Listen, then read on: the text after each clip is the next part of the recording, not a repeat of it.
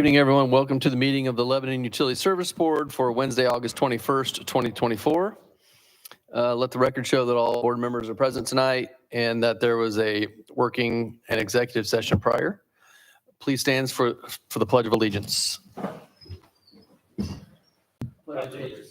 the flag of the United States of America and to the republic for which it stands, one nation, under God, indivisible, with liberty and justice. Okay, we'd like to offer public comment now and again at the end of the meeting. Anyone have any comments tonight that they'd like to present from the public? Don't see any comments now, but we will offer again later. Our first item is the approval of our minutes from the July 24th, 2024 meeting. Everyone had a chance to review those minutes, and if so, I would entertain a motion. So moved. Motion made by Tim, second by Ann to approve the minutes from the July 24th meeting. Any additional discussion? All in favor signify by saying aye. Aye. Any opposed? All right. Next item tonight is the APPA Safety Manual, and our Electric Operations Manager, Jeff Greeno, will address the board. Hey, Jeff. Hello, everyone. This is a request for approval that the Lebanon Electric Utilities use the most recent up-to-date APPA Safety Manual and its guidelines for our safety program. We would like to also get approval for Lebanon Utilities to write any policies that are more stringent, which if the company feels it is in the best interest and safety of the employee, but nothing less than what the APPA safety guidelines state. So basically, I would just like to ask the board for approval that we use the most recent and up-to-date APPA safety manual for its guidelines for our safety program and allow Lebanon Utilities to write any policies that we feel are more stringent than the APPA safety manual for the best interest of the safety of the employee. Are there any questions? Jeff, I'm assuming then it's like in manual form, we just purchase a manual for all the electric employees then? Yes. Are the guidelines in this manual better, maybe more stringent than the guidelines that we're using currently?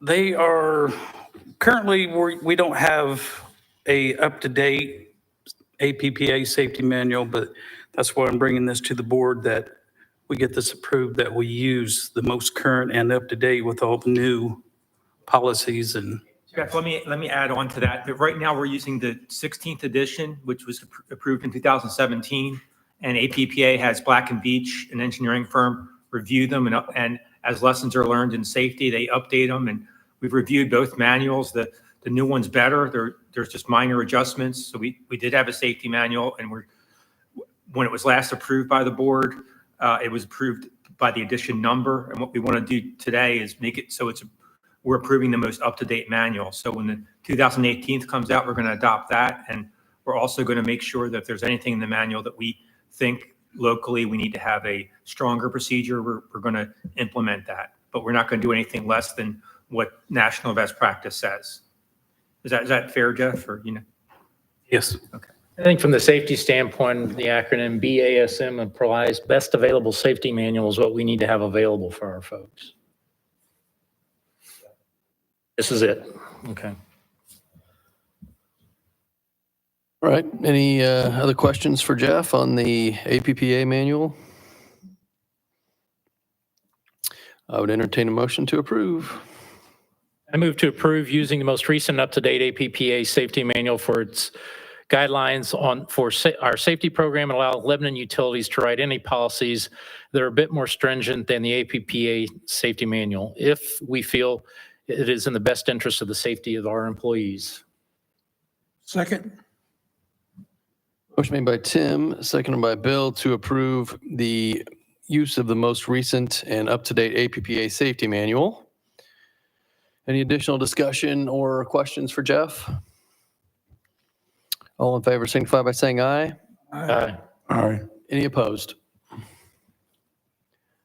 All right, thanks, Jeff. We're going to let you stay put and jump to item 11 quickly, so you don't have to listen to Ryan for the next. This item here, we've had many discussions before. This is a request to have the north substation thoroughly tested. Lebanon Utilities, we worked with IMPA and had them write up specifications for substation testing because they do a lot of that with other communities. So we used them to come up with the guidelines. They sent out bids to several companies and we got the bids back. What we're going to do is we're going to start with a base inspection of the north substation, being it is the largest and the most complex substation we have. That'll give us a guideline for next year's budget for the remaining two substations. And when we do that, we're going to add what is called end-to-end testing on that budget. Like I said, we had several quotes back, and the recommendation letter from IMPA was to have Potomac Testing do the substation work. So I'd just like to ask the board for approval to have Potomac Testing do the testing and maintenance service for the north substation for the not to exceed amount of $46,700 and have General Manager Ed Baskell sign all documents. Are there any questions about this? Thanks, Jeff. Questions, comments for Jeff on the north substation testing? If not, I'd entertain a motion. I make I'll a move. motion to approve the Pontiac testing, testing maintenance service for North Substation for NTE in the amount of $46,700 and have General Manager Ed Baskell sign all documents. Second. Motion made by Bill and seconded by Aaron to approve having Potomac Testing conduct the testing and maintenance service for the north substation for a not to exceed amount of $46,700 with our general manager signing all documents. Any additional questions or discussion? All in favor signify by saying aye. Aye. Any opposed? All right, Jeff, thank you. All right, thank you. Have a good evening.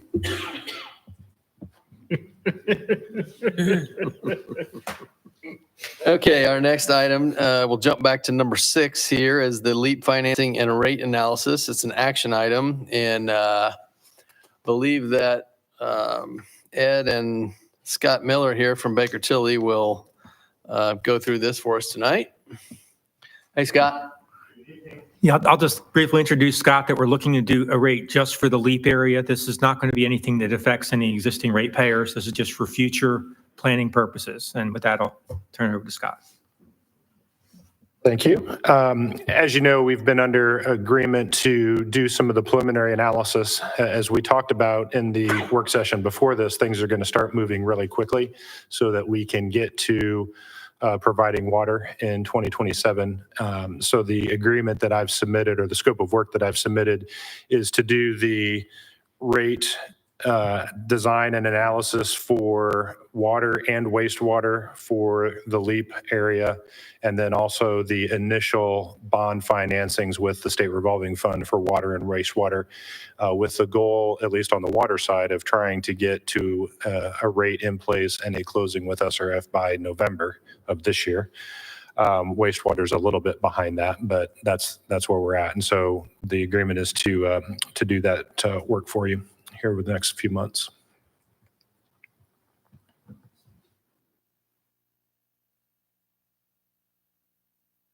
Right. Questions for Scott or discussion?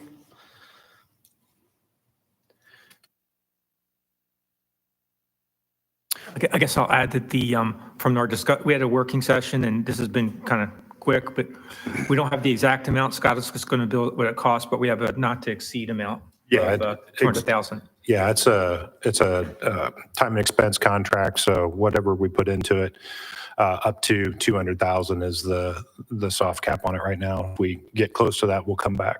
Hopefully, we won't. Anything additional questions? Oh, I should actually add too, that these fees, along with what we've already billed and have going, all that will get included into the bond issues. And we'll get reimbursed from bond proceeds back to the utility when we get to that point here in November. Thank you. Lebanon utility ratepayers will pay the 200,000 not to exceed up front, but will be reimbursed. Right, exactly. Right. Any other questions for Scott? If not, I would entertain a motion. I move to approve LEAP financing and rate analysis by Baker Tilly for the not to exceed amount of $200,000. Second. Motion made by Tim, seconded by Bill to approve the LEAP financing and analysis by Baker Tilly for the not to exceed amount of 200,000. Any additional discussion or questions? All in favor signify by saying aye. Aye. Any opposed? All right. Thank you, Thank you. Scott. Okay, item 7 is the BF&S engineering agreements, and Ryan Ottinger takes the stand for a little while now. Hey, Ryan. Good afternoon. If anybody is watching this on YouTube, now'd be a good time to hit pause, stretch, use the restroom, whatever you need to do to prepare for these requests that I have coming up. The first request, and this does kind of piggyback off of what Scott was talking about. This is on-call management assistance for Lebanon Utilities Water and Wastewater through Butler, Fairman, and Seifert for the LEAP project. And this is also a do not exceed of $50,000 that would also be included in the bond that Scott spoke about. So we will kind of, front the upfront cost in order for us to stay with any projects that are being developed outside of our system or for the LEAP system in order to not hold up that progress and then be reimbursed upon the bond. And this is an hourly on call, and just to help with, for example, the preliminary engineering report that BF&S is going to be working on. Part of that they're working on now, so we will be able to keep them busy and stay ahead of any future needs that we have for the infrastructure upgrades. So I'd be willing to take any questions on this, and also for the rest of the night, John Leitner is from BF&S is here, so he can answer any questions that might come up.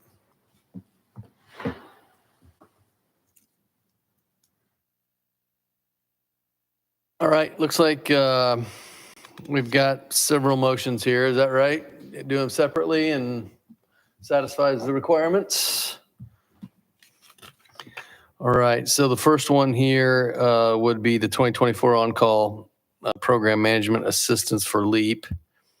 And this is a not to exceed amount of $50,000. Any questions, comments about that?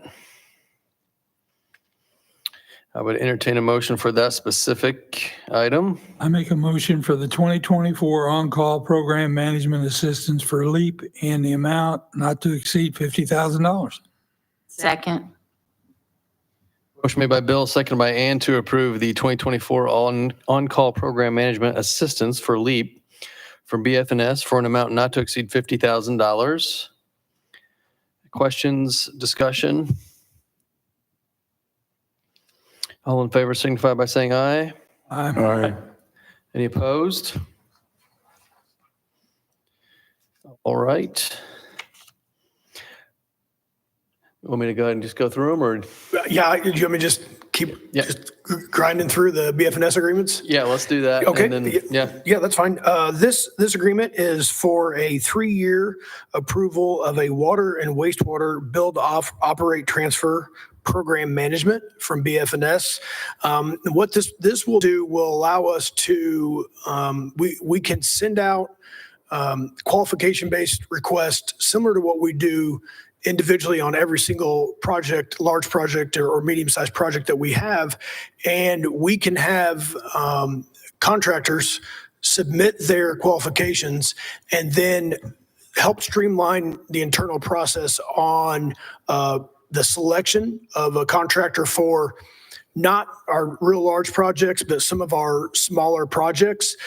They would still, of course, come to the board. We still get quotes. We can still determine who we want of the approved, already previous selected contractors that we would like to see do these projects. And we could do that on a qualification based. So if, contractor A only does lift stations all the time, and we have a lift station project, and we can submit a request for a cost if that cost is within our budget and what we deem as a quality project. With board approval, we can move forward with that contractor to do that. So this, like I said, we have a number of smaller projects, medium-sized projects in the, a little less than $5 million, $4 million range that we need to do. And this will allow us to just kind of, like I said, streamline our process, have a relationship with contractors who will submit their qualification-based proposals for these. And we can, continue to work with them, and also receive board approval. So on the board's end and the budget end, it will be a budget item that's been approved through the budget, and then we come to the board and we get the project approved. We would still advertise. We would still do all the necessary items to make sure it's, we're following all the rules and laws. But this would just kind of help with the program management and, like I said, streamline some items on our end. Jacob did have a chance to look at this to make sure that it is, since it's something new for us, that's something that on the legal end that we can also facilitate. And he gave us the okay to move forward with this request. And John and BF&S has done this in Plainfield. So he's got some experience with it. It is new to us. So if you have any questions about some of the intricacies of it, he would be able to help answer that if I can't. Will there be a scoring committee sort of approach? Yeah. Oh, yeah. This is no different. Yeah, it'll follow all of our same BOT processes we've used on projects such as Admiral Longley, where you're going to have for the water system and the wastewater system, you will have separate RFPs sent out. You'll solicit responses to each of those separate RFPs. We'll have separate committees go through that separate evaluation. What we've seen in the past is if you get multiple contractors is the hope that are qualified, you can look at those qualifications. You can either select one or you can select multiple, saying that they're all qualified. As we look at the amount of projects we have in our water and our wastewater CIPs that we want to knock out here in the next 1 to 3 years, well then, if let's say you end up with 3 or 4 qualified providers, you can then negotiate prices and scopes on certain aspects or different projects from your CIPs or your project list. That's what will then negotiate a BOT contract with, do our public hearing that we're required to, and come back to the board with a construction contract, basically. So we're going to have a list of approved BOT contractors that we will ask for quotes on separate projects?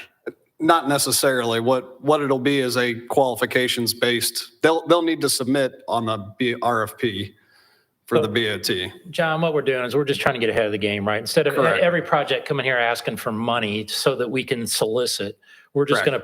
going to pay in advance, so it's more efficient for us to say, okay, we got the project ready to go. Instead of going to the board then for a few $1,000s to solicit, we're kind of pooling it now and saying, here's the list of projects. They're on our capital improvement plan. We just want to be able to do this. It makes us a little bit more efficient up front. It does. And let's say you've worked with contractor X on a bunch of lift stations. You'll probably look at them if they've scored really well to first negotiate with a price and a scope to get that project moving. If you have a lift station project. Negotiate without advertising? No, you would have already done an advertisement for an RFP. They would have had to have submitted, and you would have had to have the scoring committee recommend that they're qualified. So you're basically, what you can look at it is two umbrellas, and then the projects will fall under those umbrellas of RFPs that have been properly advertised and responded to.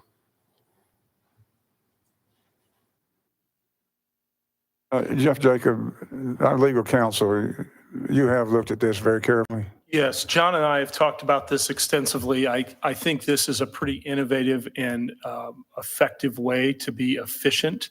And as Mr. Hudson indicated, to get ahead of the game on some of these, I think it will attract more potential and contractors because of the scope of the project.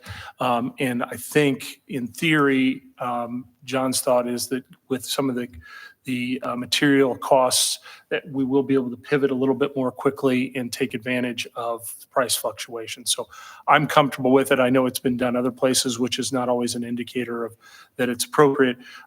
But there will be a number of approvals that will come back to the board and checks in this process as we get further along, if the board were to approve it. Anything else that you'd add, John? And it just gives you flexibility. You also have, if you only like one contractor that submits, then you think only one is qualified, that is the one you can pick, and you can keep going with that. But if you have multiple projects happening around the city in different areas, it also gives the opportunity to potentially have different contractors working on different projects at the same time. So recall, we also have very late in the game the opportunity to pull the plug on something and pivot and say that we don't want to do the project. And so I believe this is compliant. I think it's taking advantage of this statute very appropriately, and it allows for a lot of flexibility and efficiency in public-private partnerships. And pivot's a great term. If a project, even if it's a smaller amount dollar-wise, but it doesn't fit into the scope or what we feel as this BOT is kind of covering, we'll just go through the normal, we'll separate that project, go through the normal process that we always have. And, because it may be something a little bit more specific or a little bit kind of out of the normal, we can always do that. So we're not locked into one or the other, but this does give us tremendous flexibility. And also, there are certain contractors who may not bid on a total project because some of it is not their scope. But if it's, putting in a water storage tank and laying water main, you could get contractor A that's good at laying water main and is comfortable with that, and then contractor that you've already worked with on a water storage that could do that also. So you're not limited to the entire scope in just one contractor. So it does give us a little bit of flexibility in that area. And everything would still be board approved, project by project, like we normally do. All right. Any other questions for Ryan on this specific item? If not, I'd entertain a motion. I make a motion, we approve the 3-year water system improvements and 3-year wastewater system improvement BOT program management as presented for a requested amount not to exceed $39,500. Second. Motion made by Bill, seconded by Tim to approve the water wastewater system BOT program management from BF&S for an amount not to exceed $39,500. Questions, comments? Anything else for Ryan? All in favor signify by saying aye. Aye. Any opposed? All right, we'll jump to item 7C. 7C is I believe, the fairgrounds. Yep. The 4-H fairgrounds lift station replacement. This is one we've discussed before. It is the last remaining can style lift station where basically at the fairgrounds near Freedom Church, we have a lift station where all the components, the antiquated components, I should say, are down in a vault to where it is a confined space, and we have to enter that. We have to go through confined space protocol when entering there, and due to the age of it, is rapidly becoming almost impossible to purchase replacement parts. This would allow BFNS to facilitate the engineering of an above-ground station with submersible pumps. So everything will be, the guys will be above ground to be able to work on all the components. And with the footprint, we're going to be able to fit it in our right-of-way? Existing easement and right-of-way. So we don't have to purchase any easements, and we'll be able to eliminate this lift station and put in a new one that's going to be not only safe, but it's going to be brand new with brand new components. Cameron and his crew, my collection supervisor, went to visit a couple different styles of these lift stations that are kind of raised up, and with the help from BFNS, they determined the one that would be best for the system, and also best for the crew, that when they have to go out and work on it, and would be the safest and the most compatible to our current setup. So they had a lot of input on this design and their wants. BFNS was able to listen to that, and we are working for getting that replaced. So this will be the next step in that process. We've been working to standardize our controls in all our lift stations. So the controls for this particular lift station will be right in line with that? I believe Cameron may have to come from the booth, but I believe that it will be the same control system with that BBC has done. Is that correct? Yeah. Yes. Yes. I guess I would respond and say, it will be, right? It will be, yes.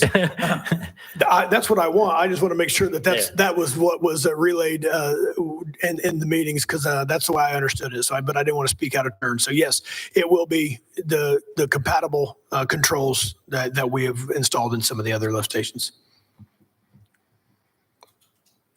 So my request would be for BFNS to help with this project in an amount of to not exceed $98,500. This is a budgeted item. All right, thanks, Ryan. Questions on the 4-H Fairgrounds lift station replacement engineering? If not, I entertain a motion. I move to approve the engineering agreement from Butler, Fairman, and Seifert for the replacement of the 4-H Fairgrounds lift station in an amount not to exceed $98,500. Second. Motion made by Aaron, seconded by Ann to approve the engineering agreement from BFNS for the replacement of the 4-H Fairgrounds lift station in an amount not to exceed $98,500. Additional questions, comments? All in favor signify by saying aye. Aye. Any opposed? All right, Ryan, we move to 7D, which is the Indianapolis Avenue Water Main Extension. This request is to continue the upsize and replacement of the water main along Indianapolis Avenue. The goal is to, when this project's completed all the way, we will have a 16-inch water main going from the end of our system, also connecting the new storage tank at Abner Longley along Indianapolis Avenue all the way to the Park Street Water Tower, creating kind of a backbone in that area of not only the towers being connected but the water main being upgraded, and a large diameter water main to help that area, especially as any growth that could be near the fairgrounds or to the south that will help facilitate all of that. And so this is another section of that project, and it will be about 750 feet of 16-inch main. That will include new hydrants, valves, and everything associated with putting in new water main. This will be this is BFNS helping with this project and managing this project. It is a line item in our 2024 water budget, line item number 4. And the requested amount is $117,000 out of the budget to facilitate this request. All right, thank you for that information. Questions for Ryan on this specific item? See, Ryan, I want to make sure I understand the 16-inch water main connection between the Chicago Street Tower and the Abner Longley Tower. Yeah, the Park Street Tower, yes. the one that intersects with, Clark- yeah, Clark same, Street. same, yeah, that tower, yes. Yeah. So there's a line connecting to Indianapolis Avenue from the Abner Longley storage tank. Yes, Is that a 16-inch line? yes. Is it? Okay. Yes, yeah, yeah, it's a 16-inch that connects to the newer 16-inch that was already there. Right. And then that 16-inch has stopped right around Spencer Avenue, Jerry's Feed and Salt in that area right there. So that's where we will pick this project up. Okay. And for a little bit of context, there is a city NDOT project on Grant Street Phase 2, where we will also, as part of that project, upsize 16-inch water main. This 750 feet is closing that gap. We would have loved if it would have been included with that NDOT project, but they have a lot of environmental regulations and we would have been outside of their scope. So they said if you guys could do that outside, in a separate project, Lebanon Utilities, Right. that'll match up pretty well and set us up. Then we'll still have one more phase in the future to actually get to the tower, but we keep inching closer as we go. Question related to the Grant Street project. Have we reached agreement with NDOT that we will only pay for the upsize from 8-inch to 16-inch, and they would, in essence, pay for the 8-inch? I believe those discussions are still ongoing. Still underway, Yep. okay. But we haven't forgotten, right? So we're going to please a whole bunch of residents on the west side of Indianapolis Avenue coming towards town for a little while. I don't know. Please is an interesting way to put it. We are going to improve their infrastructure. Okay. What's the That's okay. what's the time? How long does a project like that take? I don't know. That's going to be, a while. 750 feet is not, It's going That- to take a while. it'll take some time. My best guess would be 3 to 6 months Okay. at worst. Okay. But I think this really lends itself, these projects you kind of have listed after the BOT Yeah. these are great projects to include in that because you want a qualified contractor to come in, knock it out as quick as they can. The 4-H Fairgrounds lift station is another good one of, we have a tight space. We don't want just anybody doing it. It might not be a big dollar amount, but and neither of these are huge projects that would typically be hard to get your bigger contractors to do. But when you bundle them together in a big program, it becomes a lot more, desirable for them to be a part of. And it gets these pretty tough projects, right? Because Indianapolis Avenue is, I just tried driving in today and the paving project cut it off and you end up having to go on the interstate, and that I'm sure everyone will get to hear about it tomorrow. That's what we want to avoid. Okay, good information. Anything else on the Indianapolis Avenue water main extension? If not, I'd entertain a motion. Make a motion, we approve the State Road 39 water main replacement as presented for the amount of $117,000. Second. Yep, and I'll just correct Bill. He said State Road 39. It's the Indianapolis Avenue water main Indianapolis extension. but Avenue, sorry. He got the number 117 correct. Motion by Bill, second by Tim. Any additional discussion? All in favor signify by saying aye. Aye. Any opposed? All right, Ryan, 7E now is State Road 39, water main extension. Yes, this is an item that we have also discussed in the past. We've had, as we did our hazard rankings, and the water distribution crew identified this area as an area of concern. The water main there, we've had three or four breaks in the last couple of years in that area. It is extremely deep. We were able to repair the last leak, but it was pretty much toward the end of our abilities as far as the depth goes. But more importantly, it's connected to the dialysis center, and any type of fluctuation in water pressure can severely affect someone on dialysis, as we have learned as we work in partnership with them. And it's not something to where if you lose that water pressure and somebody's been in dialysis that they can just continue where they were. It pretty much stops it, and they would have to make a return appointment or come back tomorrow. So as part of this project, we also will install a valve in front of the dialysis center. So to ensure that if there's a main break on one side of the dialysis center, we can valve it off, keep a feed going from the other side, and vice versa, to ensure that no matter where flow is coming from, that there will always be a feed there. And that right now, that's not the case. There's no valving in that area, so they are subject to water pressure fluctuations, and we really want to avoid that. So while we are doing this project, we will go ahead and take care of that to add some safety factor and redundancy for the dialysis center.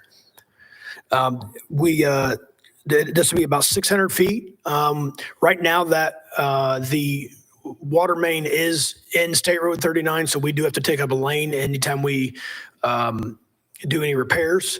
So the hopes, and we've looked at it with a couple of contractors, is to go over more toward the sidewalk, toward the grass in that area. So if we do in the future ever have to do any repairs, it'd be at a safe depth for us to work on, and we could park off the road and not take up a lane on State Road 39. So the area that we're looking at is from the Lakeshore Drive intersection to the kidney dialysis center, and that area right there. All right. Thanks, Ryan. Questions on this project? I think you answered my one, is that we are going to raise the depth of the pipe. All right, and my second question is additional issues because it's State Road 39, that with the state permitting or anything like that that's going to be part of this? Yeah, there will be. There's always some extra when it comes to a state road. But Yep, NDOT permit's going to be required, All right. for sure. What we did look at and talk with the contractor is looking at a directional drilling installation, a trenchless, to try to avoid ripping things up as much as possible. On the depth, we'll try to be as minimal as we can. There are a lot of utilities through that corridor, so we'll have to be mindful of that as we go through. But so there's some utility coordination pieces in there as well, but I think the trenchless installation will help. All right. Thanks, guys. Anything else for Ryan on the State Road 39 water main extension? If not, I entertain a motion to approve. I'll make a motion for State Road 39 water main replacement for 12-inch water main on State Road 39, projects for a amount not to exceed $115,000. Second. Let's see, is it 115,000 or 115,100? I think it's 115.1 according to my document. Is that right? yes. Okay. All right, 100, all right, stand correct, 115,100. Right. Motion by Bill, seconded by Tim, to approve the engineering agreement from BF&S for the replacement of the 600-foot section of water main on State Road 39, amount not to exceed $115,100. Additional discussion or questions? All in favor signify by saying aye. All right. Any opposed? All right, Ryan, you need to stretch, or you want to move to number 8? I'm in the zone now. I'm ready to keep All right. moving. Roll, go ahead. This is the Kukosing Business Park Phase 2. Yes, this will allow the Business Park Phase 2 to continue on, and will allow for the completion of the Business Park Regional Lift Station and the upgrade of Prairie Heights and all the spots in between.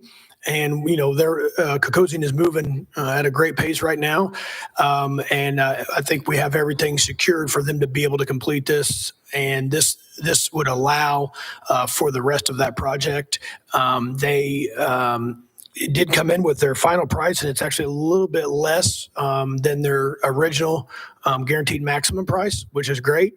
And based on our last progress meeting, and not to jinx anything, and so I told Kukosing not to give me any specifics, but we are currently on pace to be finished before the end of the year, which is, the city, some of the promises that we made to not only the business park, but the city and everybody that's helped us on this project. So we are on pace and in a real good spot for that. And this will just allow us to continue, and it will also save on, any mobilization there as they are continuing to do some of their directional drill. This will allow us to just keep going and move forward.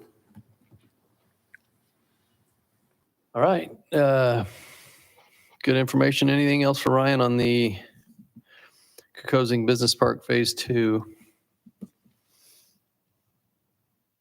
If not, I'd entertain a motion. I move to approve change order number 2 from Kokosing Industrial for the Lebanon Business Park Lift Station and Force Main project for an amount not to exceed $1,098,437. Second. Motion made by Aaron, seconded by Bill to approve the change order number 2 from Kokosing for the Lebanon Business Park Lift Station and Force Main project for an amount not to exceed $1,098,437. Additional questions or discussion? All in favor signify by saying aye. Aye. Any opposed? All right, move to number 9, which is the manhole emergency lining. Yes, this is a retroactive repair, or retroactive approval, I guess, not a retroactive repair, on emergency manhole linings that we had to do on 3 manholes in the business park on near the Edwards Drive lift station. Here is a before picture. And then I can give you a definition. I don't know if I can pronounce all the words or explain it correctly, but we did call Wessler Engineering to see if, kind of what we were dealing with, if this was common, have they heard of it, and what the next steps were. So what we're looking at here is biogenic sulfide corrosion. The technical explanation is bacterially mediated process forming hydrogen sulfide gas and the subsequent conversion to sulfuric acid that will attack concrete and steel within the wastewater environments. The hydrogen sulfide gas is biochemically oxidized in the presence of moisture to form sulfuric acid. And so when it was exposed to these manholes, you can see what it has done. And what we're looking at there is steel and concrete. And so you can see what that's done. Our pretreatment coordinator or supervisor, Tony Green, was out on site along with Cameron Kearney, our collection supervisor, and Amy Harvell from Wessler Engineering, who does their pretreatment, all weighed in on this. And we contacted Advanced Rehab Technologies, and they have a lining that specifically will address these items. It doesn't address the gases, but what it does is addresses the corrosion. So that is the before, and here's the after.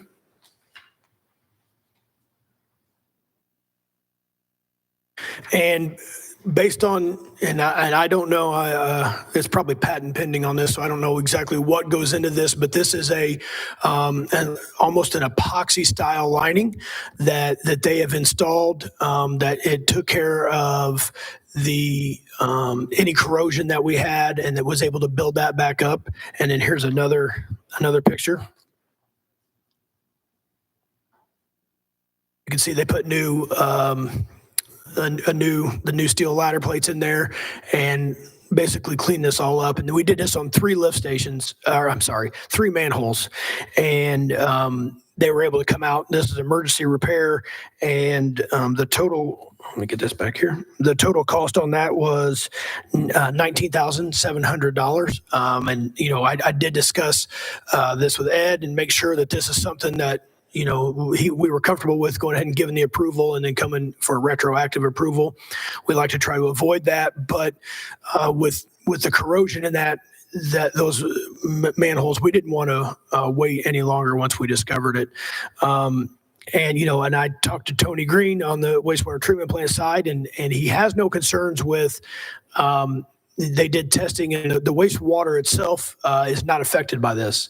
So it is just the gases in that area that are kind of just eating away and grabbing onto that. We did look at the other manholes that are in that area, but and they were not affected. Like these three are these three, because these are before the lift station. So we didn't have to go any further You with figure out the why only these three were affected? We have not.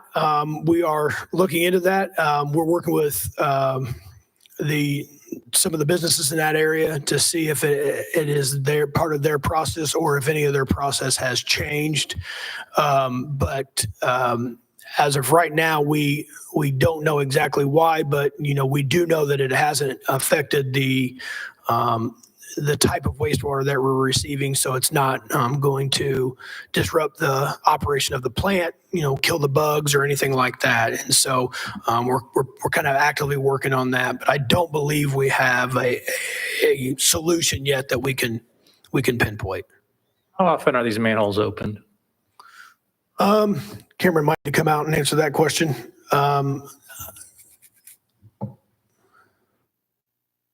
Usually as needed, but and Tony Green's not here, but he's in the business park manholes quite often, grabbing samples, random samples, and for the pre-treatment process. Cameron, you want to ask what looking at the manholes? You said how often are these open?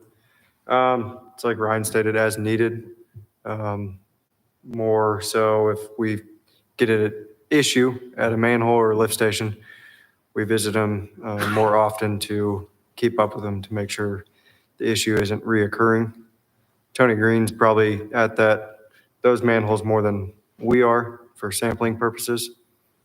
What would you estimate? Once a week, once a month, twice a year? I guess I could add on that best business practice when you first commission a system and you just would be do it 20% a year or have looked at all your manholes every 5 years.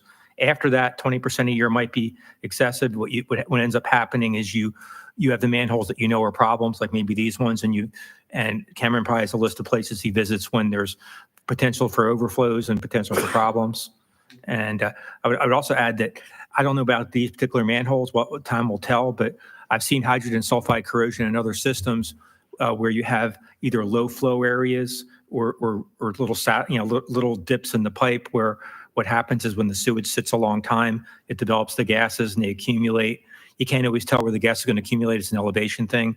And my guess is that after lining it and the improvements we're making now, there's what's happening in Lebanon, you're going to see a lot more flow in our sewers and you're going to end up, the problem might solve itself, but certainly want to hear Wessler weigh in on that and make sure that we do the right things. My concern is having a gas sitting in just under the manhole when somebody opens it. This is not a safe gas. Yeah. We don't ever go in them unless, It's not about being in them. It's about opening that manhole. And if there's a gas sitting there, it coming up to an employee. That, again, this happened over probably, I'm assuming years, decades, months. I don't know. A long time. And if memory serves, hydrogen sulfide's heavier than air. So in general, it's going to stay lower. It's not going to come up. What you're more worried about is somebody going down in there. State, and it smells like rotten eggs, and generally it's going to run people off. But it is a concern. You don't want anybody opening our manholes that's not qualified. We do have the gas monitors that so we can address and make sure that anybody that's going to be in the manhole.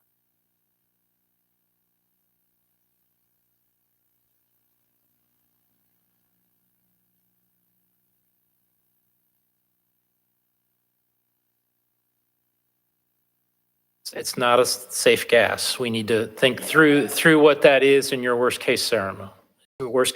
And that's why we're trying to pinpoint the Correct. cause. No, that's good. And repair and try to alleviate that. Right. Anything else for Ryan or Cameron? Not, I would entertain a motion. Just as a note, I'm assuming since this is a retroactive approval, it's being done under Indiana Code 361416, if I'm understanding your request, Ryan.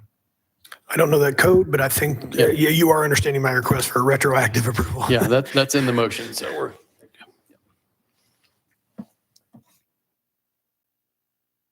All right, I'll entertain a motion if someone wants to make one. I move to approve by way of Indiana Code 361416, ratification of actions of officers or employees, that approval be given for not to exceed amount of $19,700 for emergency manhole lining from Advanced Rehabilitation Technology. Second. Motion made by Aaron, seconded by Ann to approve by way of IC 361416, ratification of actions of officers or employees. Approval given for not to exceed amount of $19,700 for emergency manhole lining from Advanced Rehabilitation Technology. Questions, discussion? All in favor signify by saying aye. Aye. Any opposed? All right, Ryan, getting closer. 10th item here is the sewer collections truck purchase. Lucky number 10. This item is for the approval of the purchase of a 2024 Ford F-250 Super Duty pickup. It's the four-door pickup truck for the sewer collections department. Currently, the vehicle that is in its place is a Ford Escape that is not real efficient in the field.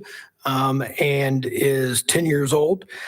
We will also, we would like to declare that surplus and vehicle number 26, a 2008 F-350 service truck as surplus also, and use those as a trade-in. With those both being Ford, we did reach out to dealers that were not Ford and they didn't have much interest at all in the trade-in. So we then proceeded to reach out to get three quotes from Ford dealers so we could maximize the most for our trade-in. And with the trade-in, the purchase of the truck is $37,800. It was the lowest bid from D. Patrick. And we did budget $35 for this. So we are over $2,800, but we did have savings on a backhoe purchase earlier that we will be able to kind of pull from that to even it out.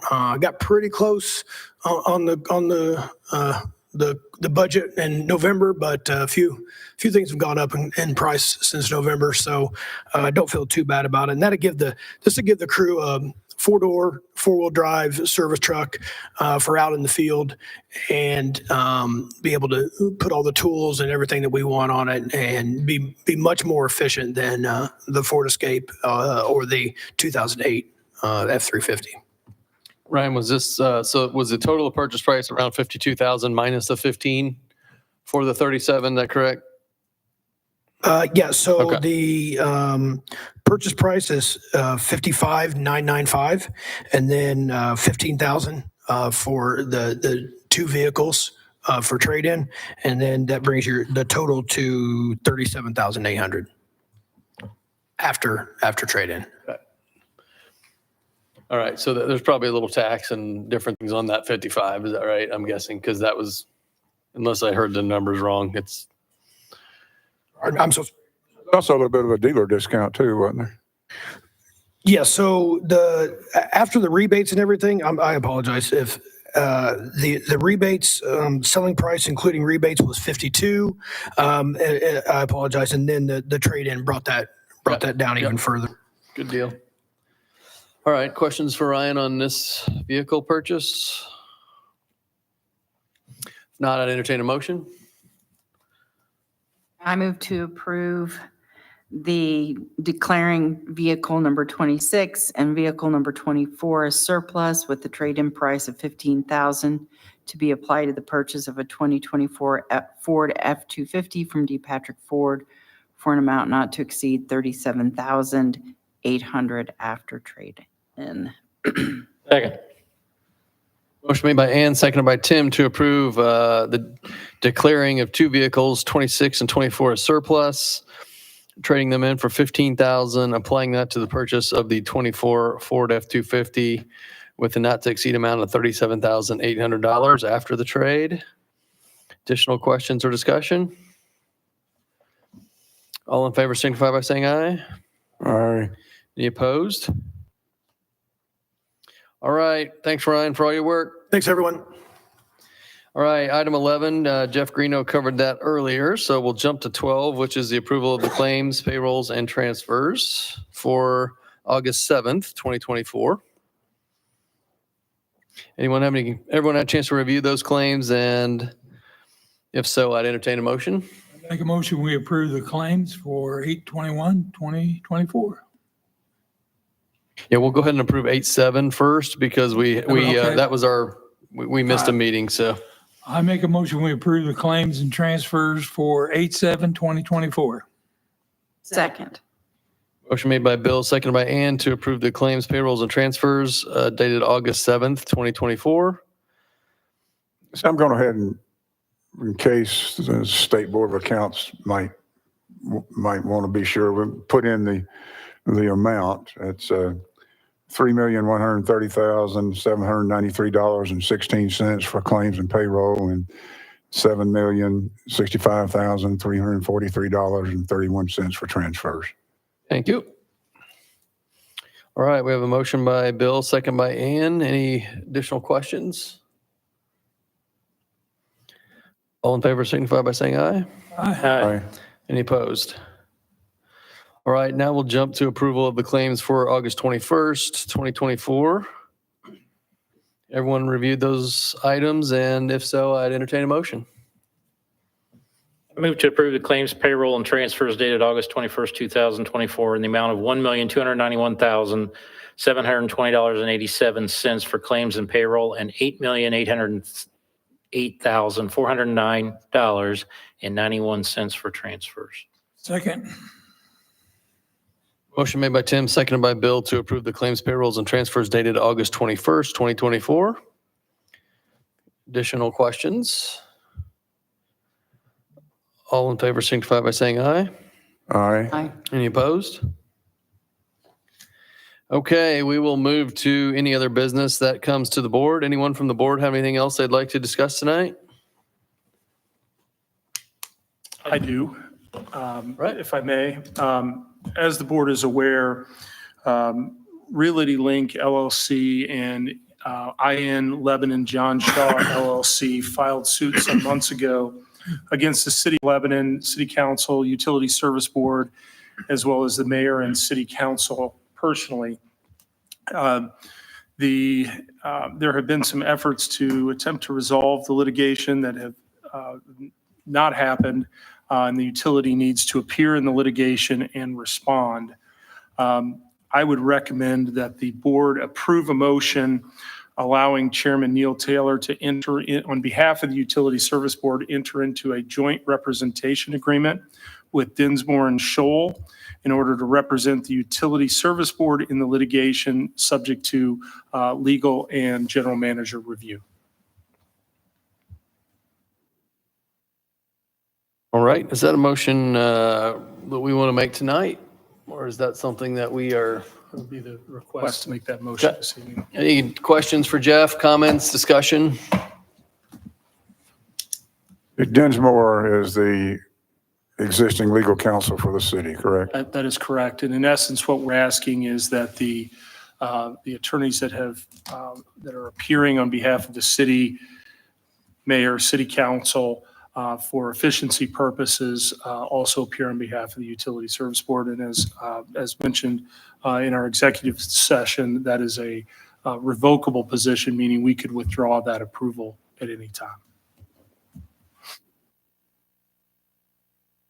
All right, any other questions, comments, concerns? Make a motion that we approve the motion that was voiced by a legal counsel. Second. All right, we have a motion and a second by Aaron and Tim to approve the item that Council Jeff Jacob brought to our attention. You You want to just reiterate that for us the- since we the don't have it in motion- front of us, Yeah, Jeff? the motion would be that we would allow Chairman Neil Taylor to enter into a joint representation agreement on behalf of the Utility Service Board, allowing Dinsmore and Scholl to represent the Utility Service Board in the Realty Link IN Lebanon John Shaw LLC litigation, subject to legal counsel and general manager review. All right, thank you. We have a motion and a second. Any other questions, I discussion? just put in there as presented by legal counsel. Yep. Okay. Good deal. Any other questions, comments? Not, we have motion and a second. So all in favor signify by saying aye. Aye. Any opposed? All right, thank you, Jeff, for addressing that. Anyone else from the board or Ed, any business? I have one thing. I just wanted to thank my staff and the board for this very long board meeting day. The board just got here at 3 o'clock today to start meeting.